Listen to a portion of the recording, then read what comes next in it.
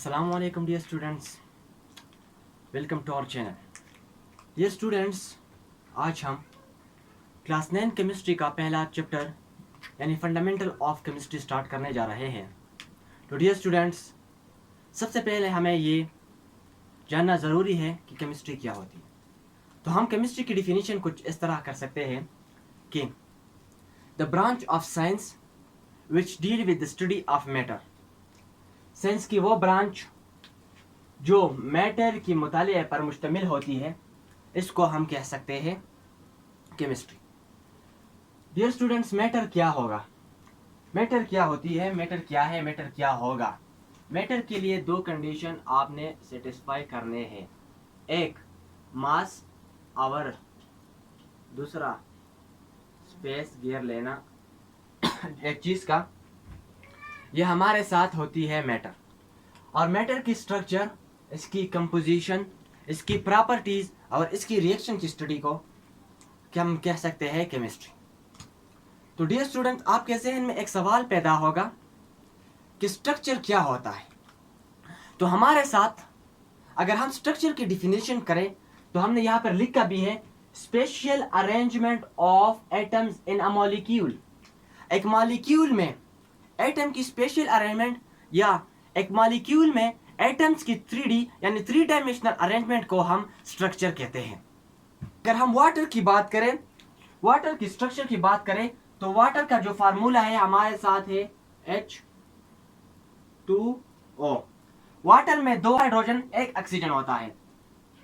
Oxygen कुछ इस तरह होता है और 2 हाइड्रोजन साइड्स पे अटैच होते हैं। तो ये हमारे साथ ये रहा H2O यानी वाटर का स्ट्रक्चर। ये स्पेस में एटम्स की अरेंजमेंट, ये स्पेस था हमारे साथ। यहाँ पे एटम्स, हाइड्रोजन एटम, ये हाइड्रोजन एटम, ये ऑक्सीजन एटम। यहाँ पे हमारे साथ दो टर्म्स में आपको इंट्रोड्यूस करवाना चाहूँ तो यहाँ पे इस मॉलिक्यूल में हाइड्रोजन जो है, सॉरी ऑक्सीजन जो है, ये सेंट्रल एटम है, और ऑक्सीजन जो है ये टर्मिनल एटम कहलाता है। इसके बाद स्ट्रक्चर का हमारे साथ एप्लीकेशन या हमें फ़ायदा क्या होता है। अगर हमें स्ट्रक्चर दिया गया है तो हम इससे क्या मालूम कर सकते हैं। स्ट्रक्चर से हम मॉलिक्यूलर ज्योमेट्री मालूम कर सकते हैं। फॉर एग्जांपल, इस वाटर में हम मिसाल लेंगे, ये वाटर का स्ट्रक्चर हमें दिया गया है। अगर हमसे पूछा जाए कि इसकी मॉलिक्यूलर ज्योमेट्री क्या है, तो हम ये कह सकते हैं कि इसकी मॉलिक्यूलर ज्योमेट्री यानी इसका जो शेप है वो बेंट या एंगुलर है। इससे हम एक मॉलिक्यूल की मॉलिक्यूलर ज्योमेट्री मालूम कर सकते हैं स्ट्रक्चर के जरिए।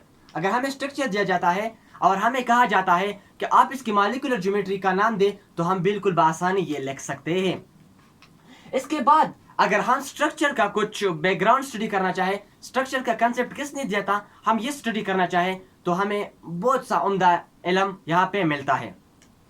तो यहाँ पे मैंने आपके लिए लिखा भी है कि Russian chemist Alexander Butlerov stated that molecules are not random cluster of atom and functional group.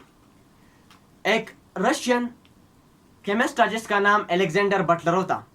इसने कहा था कि एक मॉलिक्यूल में एटम और फंक्शनल ग्रुप ये रैंडम क्लस्टर या बिला तरतीब एक ग्रुप की शक्ल में नहीं होते, बल्कि ये हमारे साथ एक खास, एक स्पेसिफिक पैटर्न में मौजूद होते हैं, और इसी पैटर्न को हम स्ट्रक्चर कह सकते हैं।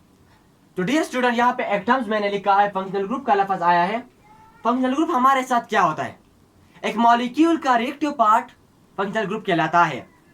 एक मॉलिक्यूल में जो वो हिस्सा, वो पार्ट, वो कंपोनेंट जो रिएक्शन में हिस्सा लेता है, तो इसको हम फंक्शनल ग्रुप कहते हैं। फ्रेंड्स, हमने पढ़ लिया स्ट्रक्चर, अब बारी आती है कंपोजिशन की। आपके जहन में सवाल पैदा हो सकता है कि हमारे साथ कंपोजिशन क्या होती है। कंपोजिशन हमारे साथ दो चीज़ों पर मुश्तमिल होती है। कंपोजिशन में बेसिकली हम दो चीज़ें स्टडी करते हैं। एक, हम एटम्स की रेशो को स्टडी करते हैं, और इसके साथ साथ हम काइंड और टाइप ऑफ एटम को स्टडी कर सकते हैं।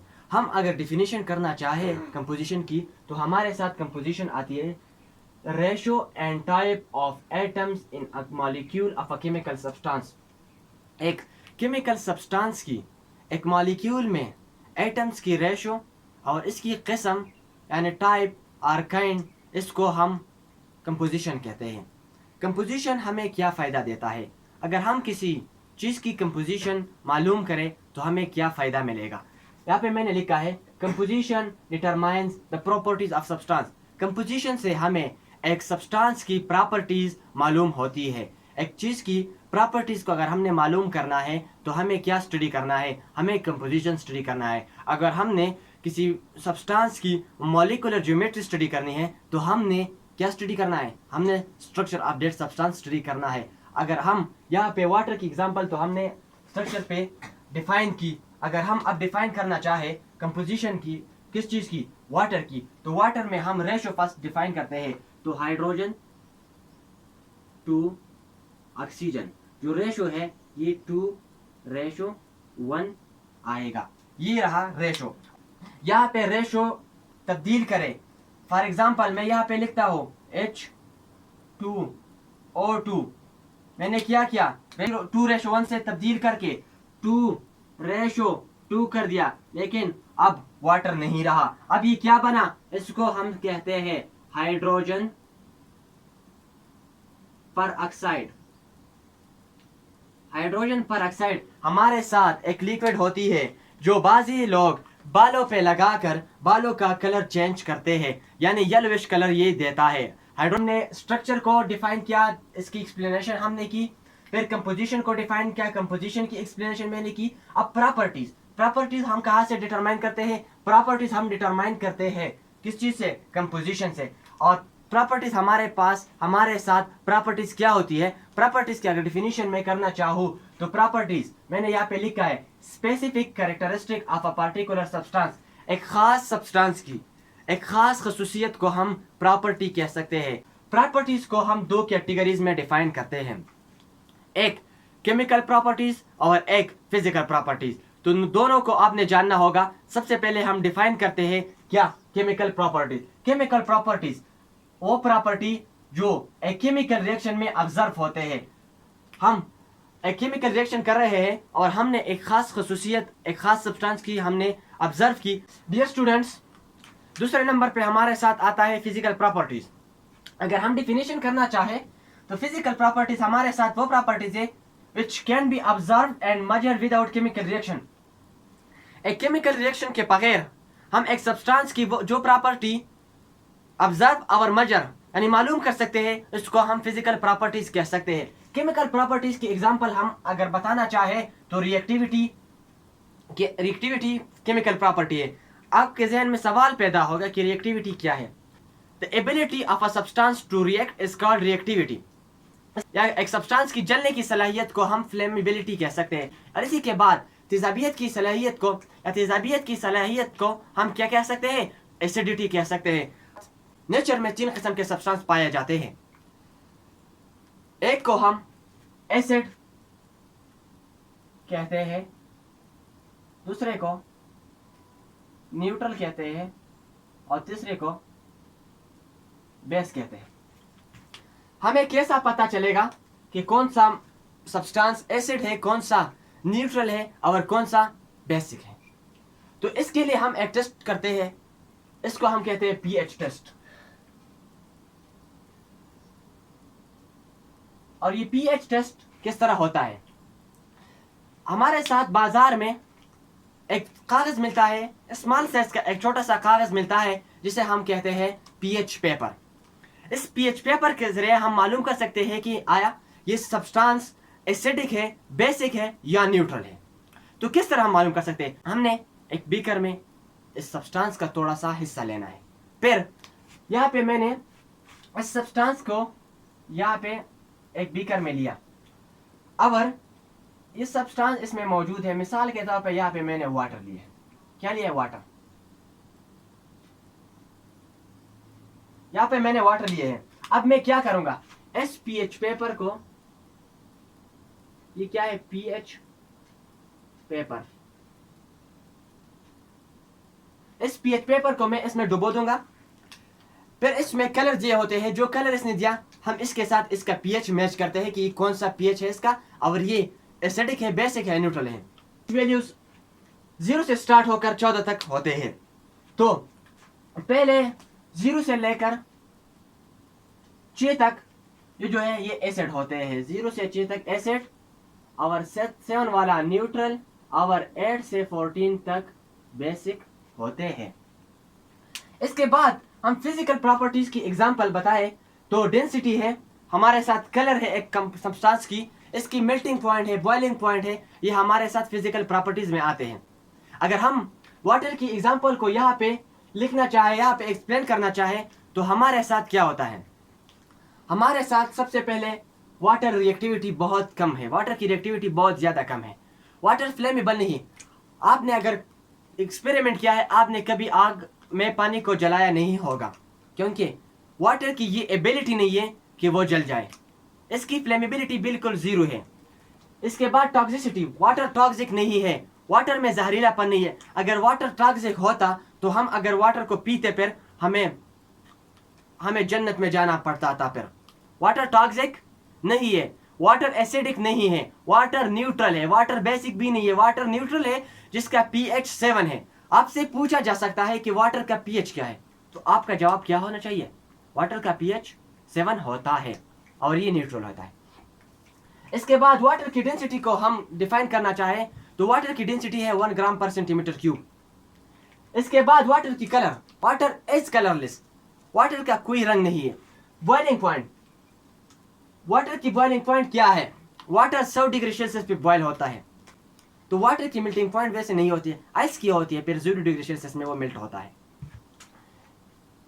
इसके बाद डियर स्टूडेंट्स हम रिएक्शन की तरफ आते हैं। रिएक्शन क्या होता है, a process in which reactants are converted to product.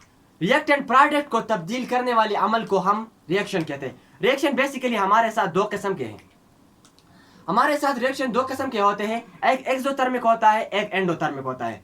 एक्सो का मतलब है आउटसाइड, तो थर्म का मतलब है हीट एनर्जी। तो लफ्ज से आपको जाहिर है कि एक्सोथर्मिक का वाज़ेह मतलब है कि वो रिएक्शन जिसमें हीट बाहर इन्वायरमेंट को रिलीज होती है वो एक्सोथर्मिक होता है। और एंडोथर्मिक का मतलब क्या होता है, एंडो का मतलब है इनसाइड और थर्म का मतलब है थर्मल एनर्जी या हीट एनर्जी। तो वाज़ेह है वो रिएक्शन जिसमें हीट एब्जॉर्ब होती है, वो रिएक्शन जिसको करने के लिए हमें हीट दरकार होती है, इसको हम एंडोथर्मिक कहते हैं। हम वाटर की एक रिएक्शन को यहाँ पे लिखेंगे। वाटर एक रिएक्शन करता है Na, जब ये रिएक्शन करता है तो हमें दो चीजें मिलती है, NaOH प्लस H2 गैस। तो डियर स्टूडेंट्स यहाँ पे हमारे साथ दरअसल क्या होता है, ये हमारे साथ वाटर है, ये रिएक्शन करता है सोडियम के साथ, हमें मिलता है क्या चीजें, इसको हम कह सकते हैं कास्टिक सोडा। तो वाटर के साथ जब सोडियम रिएक्ट करता है तो हमें दो चीजें मिलती है, कास्टिक सोडा मिलता है, दूसरा हाइड्रोजन गैस मिलता है। और ये रिएक्शन जो है, ये रिएक्शन क्या होता है,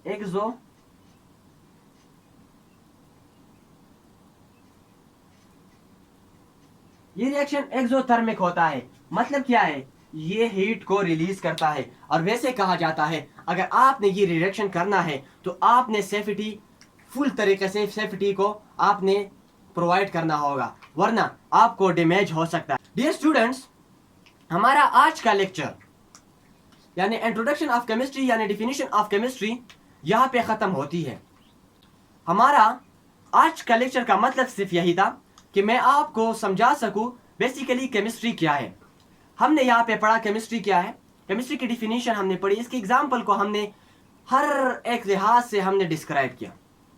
तो डियर स्टूडेंट्स आज का लेक्चर अगर आपको पसंद आया है तो लाइक ज़रूर करिएगा और शेयर करने मत भूलिए। चैनल को सब्सक्राइब करिए, हमारे आने वाले वीडियो को हासिल करें। नेक्स्ट लेक्चर के लिए अल्लाह हाफिज़।